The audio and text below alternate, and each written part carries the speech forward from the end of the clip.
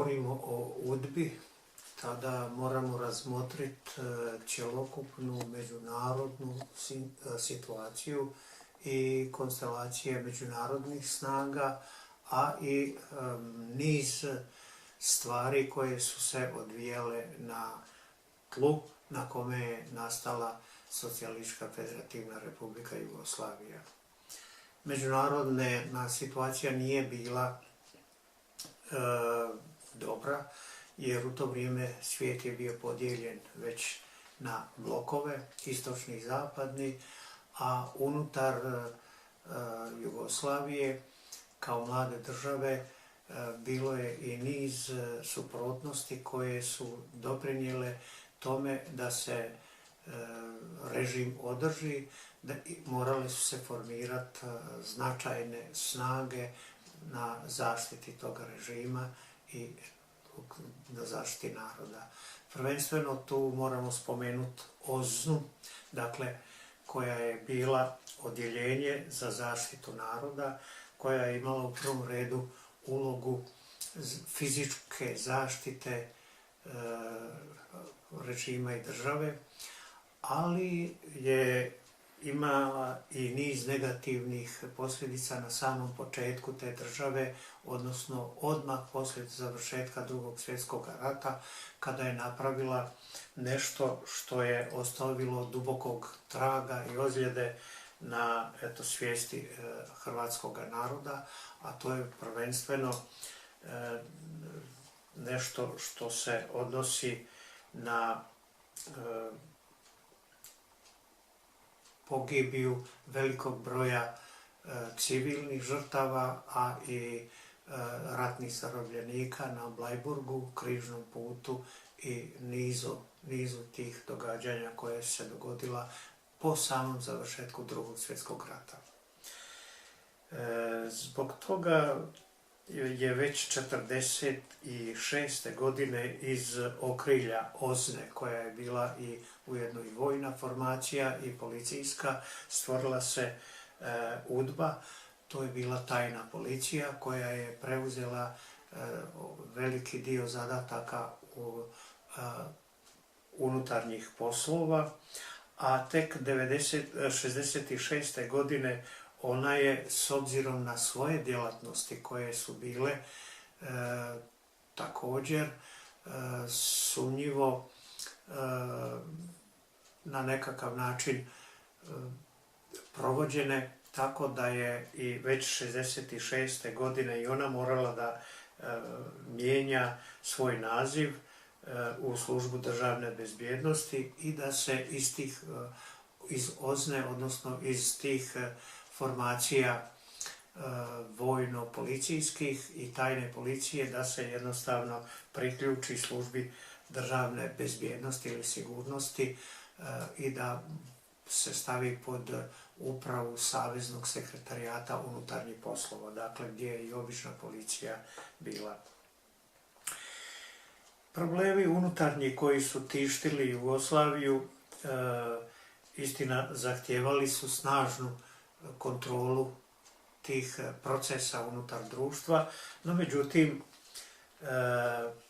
bilo je vrlo teških momenata koji su utjecali da služba sve bude rigoroznija u svojim metodama rada i u zaštiti toga režima, od niza materijalnih opterećenja naroda koji je već ispaćen u samome ratu, a s druge strane kome je nametnut veliki dio materijalnih obaveza, takozvanih obaveza, recimo u masti i svim tim proizvodima koje su proizvodili uglavnom seljaci. Industrije nije bilo, dakle teška situacija materijalna, a s druge strane niz neriješenih pitanja od nezadovoljstava koji su se javljali kod hrvatskog naroda radi nekih tih učinaka OZNE poslije završetka rata, a s druge strane kod Srba također nezadovoljstvo prema Hrvatima zbog Jasenovca i niza pokušaja, odnosno niza stvari koje su činile ustaše u toku rata. Tako da je ta tenzija, nacionalna tenzija bila vrlo snažna, gdje je i UDBA i ostale snage unutarnjeg uređenja morale snažno da djeluju. No, međutim, ti njihovi poslovi su premašili sve granice one koje su bile Ustavom zagarantirane narodu, tako da je dolazilo neprekidno do otpora i do nezadovoljstava unutar jugoslavenskog društva, od neriješenog nacionalnog pitanja pa do niza drugih opterećenja koja su narod otiskivala. UDBA je već i do 1966. godine svojim metodama rada bila kočnica bilo kakvom demokratskom napretku u tom jugoslavenskom društvu. Dakle, što se tiče prava čovjeka, građanina, i umjesto svih tih odnosa koji su bili proklamirani Ustavom, bratstva, jedinstva, nacionalnih pitanja i tako dalje, sve je to bilo palo u vodu i svakoga dana sve više i više je bilo nezadovoljstva i raznih ekscesa u društvu. Posebno bi trebalo naglasiti da za Hrvate je Bleiburg, Križni put, Jazovka i ostalo, a za Srbe Jasenovac bili nešto što je opterećivalo te međunacionalne odnose. Zbog toga već je 1966. godine UDBA prešla u službu državne bezbjednosti ili sigurnosti, i prešla je prema SUP-u i tražila su se neka rješenja unutar društva da dođe do demokratizacije od nekih stvari u društvu, kako bi i međunarodna zajednica imala drugčije poglede na cijelu Jugoslaviju. No, međutim, i niz napredaka u industriji koji su izvršeni i uvođenju radničkog samoupravljanja i razvojem ovoga pokreta nesvrstani kome je Jugoslavija bila na čelu, nisu bili, iako su bili pozitivni koraci u tom pravcu, nisu bili dovoljni da stišaju strasti koje su se javljale unutar ovoga visoko polariziranog društva sa tim nezadovoljstvima. Tako da, recimo, već još jedan problem se tu mora spomenuti, a taj je što poslije rezolucije Informbiroa došlo je do strahovitih pritisaka i jednog nelegalnog rada UDBE što se tiče prisluškivanja, optuživanja, pravljenja dosjeja. Dakle, svi građani, umjesto da su doživljavali nekakvu demokratsko približavanje demokratskom društvu,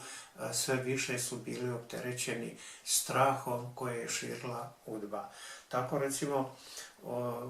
posebno za vrlo male sumnje u nekoga da nije privržen režimu ili da nije dovoljno prema njemu raspoložen, ljude se slalo u zatvore, a jedan od najozoglašenijih zatvora bio je Goli otok na Jadranskom moru. Tako da umjesto te društvene ravnopravnosti naroda i narodnosti, zatim ravnopravnosti građana i ljudskih sloboda inače, dolazilo je sve više do konfrontacija i taj sistem je zapadao u sve veće i veće poteškoće.